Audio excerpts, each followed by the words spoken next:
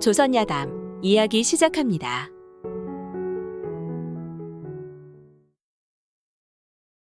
옛날 옛적 어떤 마을에 달래라는 이름을 가진 처녀가 있었습니다. 그 어머니가 봄에 달래를 먹고 낳았다 해서 붙여진 이름이었죠.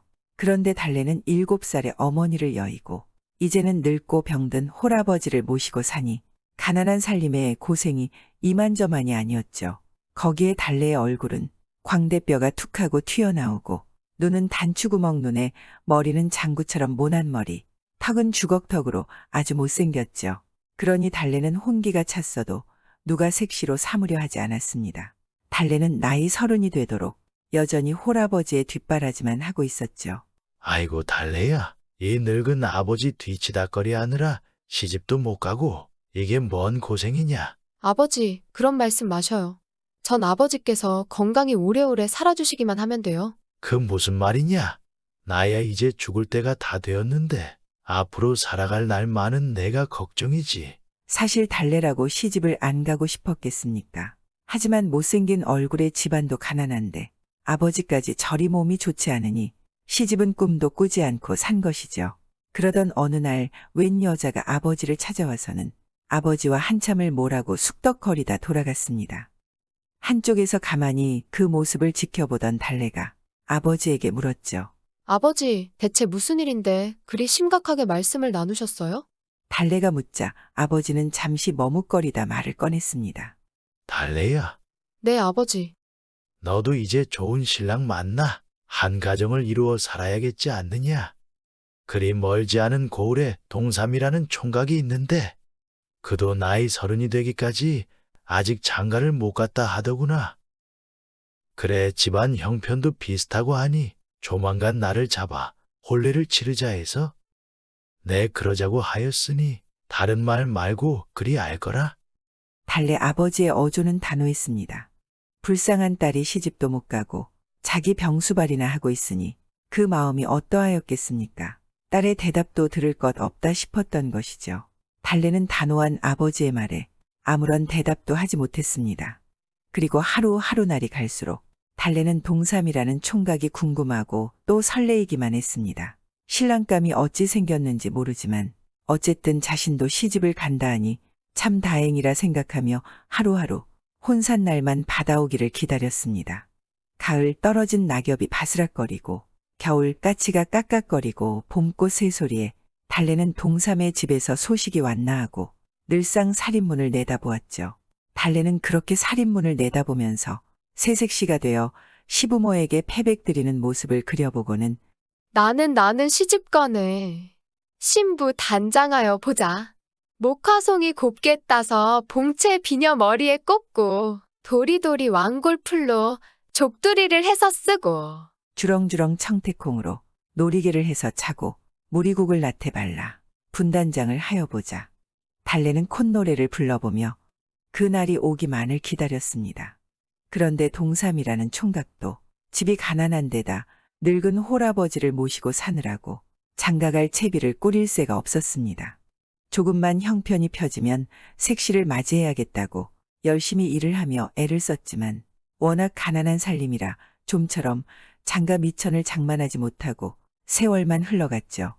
한편 달래네 집에 중매쟁이가 다녀간 뒤 날이 가고 달이 가고 몇 해가 지나 달래의 아버지는 병으로 돌아가시고 동삼 총각네 집에서는 아무 소식이 없었습니다. 달래는 기다리다 지쳐서 자기가 동삼 총각을 먼저 찾아가 보자 생각하고 탁주 한 병과 닭을 삶아 집을 나섰죠. 하지만 동삼 총각의 집은 멀고 먼 데 있었습니다. 어찌나 먼지 하루 종일 가도 닿질 않으니 달래는 밤이 되어서는 큰 나무 밑에 쪼그리고 앉아 밤을 새우고 날이 밝아지면 다시 걸었습니다. 그렇게 사나흘을 걸어 달래는 동삼 총각이 산다는 마을에 도착하였죠. 말씀 좀 묻겠습니다. 뭔데 그러시오?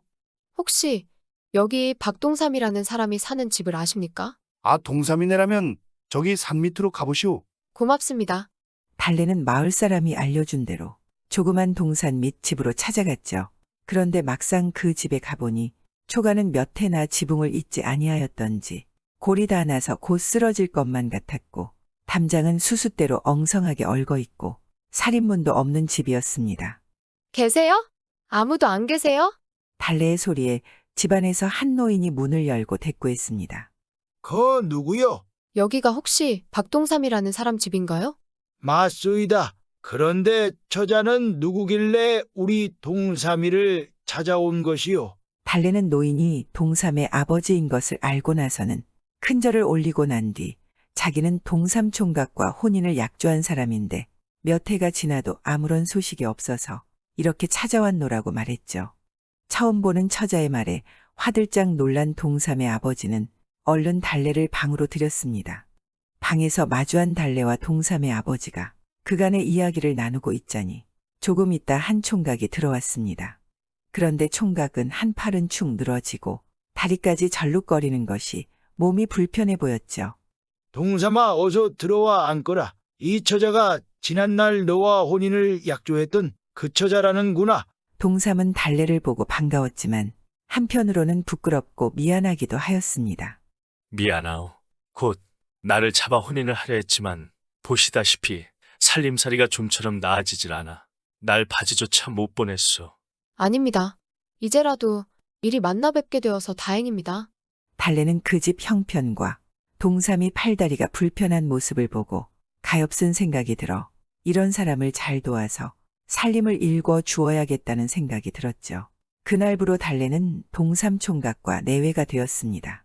그리고 이튿날이 되자 달래는 동네 부잣집에 가서 이런 일 저런 일 온갖 굳은 일이며 허드렛 일을 해주고 먹을 것 입을 것을 얻어다 시아버지와 남편을 먹여 살렸죠. 그리고 한밤중에는 남몰래 일어나 깨끗한 정화수를 한 사발 떠놓고 매일같이 빌었습니다.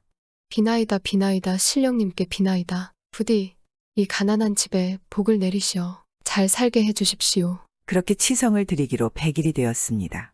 새벽이 되어 닭이 우는데 오늘은 왠지 닭 울음소리가 집안에서 우는 것 같이 가까이 들리는 게 아니겠습니까? 달래는 그 소리에 일어나 부엌으로 아침상을 준비하러 들어갔죠. 그런데 이게 웬일입니까? 부엌에 황금빛 노란 수탈기 환하게 빛을 뿜고 있었죠.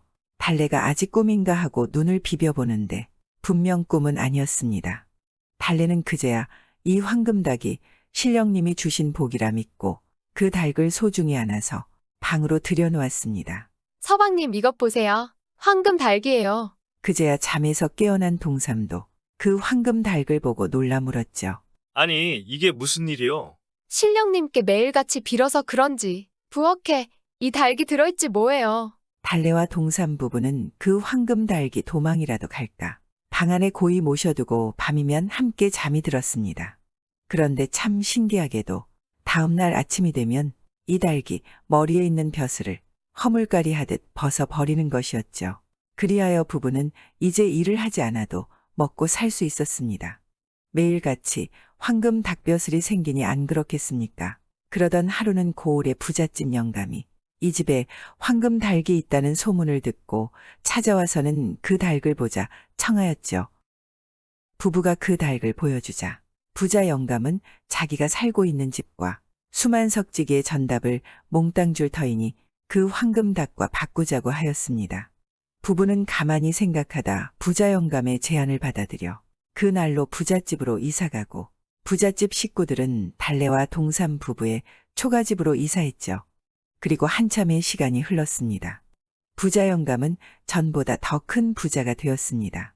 하지만 달래와 동삼 부부는 그 큰 재산을 차지하고 잘 살다 그 동네의 가난한 사람들이 쌀이 없다면 쌀을 주고 옷이 없다면 옷을 주고 집이 없는 사람에게는 집을 지어주고 농사지을 땅이 없는 사람에게는 땅을 나누어 주었습니다. 그러다 보니 소문을 듣고 먼 고을 사람들까지도 찾아와서 도와달라고 했죠. 부부는 가난한 사람들의 마음을 아니 거절하지 못하고 모두 도와주었습니다. 결국 그 많던 재산은 얼마 못 가서 다 없어지고 부부는 집 한 칸 마저 없는 신세가 되었으니 정말 순식간이었죠. 더구나 시아버지도 돌아가셨습니다. 그런데 부부가 이렇게 어렵게 살게 되었는데 동네에서는 아무도 부부를 도와주질 않았죠. 그동안 부부에게 얻어먹고 얻어입고 또 땅을 받았던 사람들마저 부부를 외면하였습니다. 이렇게 되고 보니 부부는 동네에서 살 수가 없어 동네를 떠나서 발 가는 대로 바람 부는 대로 정처 없이 길을 나섰죠. 개울을 건너 강을 지나 높은 산을 넘고 깊은 고를 지나 하염없이 몇 날 며칠을 걸었습니다. 그러던 하루는 산속 외딴 조그마한 초가집 앞에 멈춰섰죠. 부부가 담장 너머로 집안을 넘겨다 보니 머리가 하얗게 센 할머니가 혼자 살고 있었습니다. 몸도 마음도 지친 부부는 할머니에게 하룻밤만 자고 가자 부탁했죠. 할머니, 정처 없이 길을 가던 사람들입니다. 하룻밤 신세 좀 질 수 있을까요? 아이고, 왜 안 되겠소. 어서들 들어오시오. 부부는 고맙다 말하고 방으로 들어가 앉았습니다. 그러자 곧 할머니는 주먹만한 나물 뭉치를 가져다 주었죠. 먼 길 오느라 시장들 하지요. 그런데 이 산골에 줄 게 이것밖에 없으니 아쉽지만 이거라도 좀 드셔보시오. 아닙니다. 이거라도 감지덕지입니다. 고맙습니다. 하룻밤 재워주시는 것만도 고마운데 이렇게 먹을 것까지 챙겨주시니 그저 고마울 따름입니다. 달래와 동산 부부는 할머니가 준 나물 뭉치를 받아 맛있게 먹고 잠이 들었죠. 그리고 이튿날 아침 부부가 다시 길을 떠나려 하자 할머니는 가다가 배가 고프거든 먹으라며 나물 뭉치를 2덩이 주고는 금세 어디론가 사라졌습니다. 그런데 신기하게도 어제 부부가 잠을 잤던 집도 흔적도 없이 사라지고 이상한 향기만이 남아 있었습니다. 부부는 또 다시 하염없이 걸었죠. 가다 보면 깊은 골이 나오고 가다 보면 숲이 나오고 또 물이 나오니 부부는 걷다 지쳐 큰 바위 한켠에 자리 잡고 앉아 할머니가 준 나물 뭉치를 먹었습니다. 그러다 바위 틈에서 옷같이 맑은 물이 흘러나오고 있는 것을 보고는 그 물을 양껏 마셨죠. 그랬더니 갑자기 온몸이 무겁고 사지가 늘어지는 듯 하더니 부부는 그 자리에서 잠이 들고 말았습니다. 얼마 동안 잤는지 부부가 한참 늘어지게 자고 일어나 보니까 그 괴상하고 볼품없던 달래의 얼굴은 하늘에서 내려온 선녀같이 예쁘게 변했고 팔다리를 절던 동삼은 사지가 말짱하고 늠름한 대장부가 되어 있었습니다. 부부는 예쁘고 건강해진 자신들의 모습을 보고 한편은 놀라고 한편은 기뻐서 어쩔 줄을 몰랐습니다. 부인, 우리 이렇게 몸이 좋아졌으니 이제 그만 떠돌아 다닐 것이 아니라 고향에 가서 다시 한번 힘을 내어 살아봅시다. 그래요, 서방님. 다시 한번 열심히 살아보시지요. 부부는 그렇게 결심하고 원래 살던 고향으로 돌아왔습니다. 그리고는 조그마한 오두막집을 지어 살며 동네 사람들이 돌아보지도 않는 자갈밭을 일구어 농사를 지며 열심히 살았죠. 어느 날 부부가 자갈밭을 힘들게 일구고 있는데 괭이 끝에 무엇이 땡그렁하며 닿는 소리가 났습니다. 동삼은 그 소리가 돌 같지는 않은 무언가 다른 청명한 소리 같아 조심히 땅을 파보았습니다. 그런데 호미로 조심히 돌을 치워가며 땅을 파보니 오래된 기름병 하나가 나왔죠. 아이고, 그냥 병이었네. 부인, 이것 보시오. 그건 기름병 같은데요? 가져다 뭐라도 담아서 쓰시지요. 부부는 그 병을 집으로 가지고 와서는 기둥에다가 걸어두었습니다. 그러던 어느 날 이 가난한 집에 어떤 중이 찾아와서 시주를 부탁했죠. 부부는 없는 형편이지만 그래도 감자와 옥수수를 가져다 내주었습니다. 그런데 이 중이 집 기둥에 걸려있는 병을 가만히 보다 말했죠. 저 귀한 병을 저리 허술하게 걸어두는 것이요. 네? 귀한 병이라고요? 그렇소, 저 병은 천하에 없는 병이라오. 한번 가져와 보시오. 동삼이 그 말에 병을 중에게 가져다 주니 중이 병을 들고 무어라 중얼거리자 감자와 옥수수가 병에서 쏟아져 나왔죠.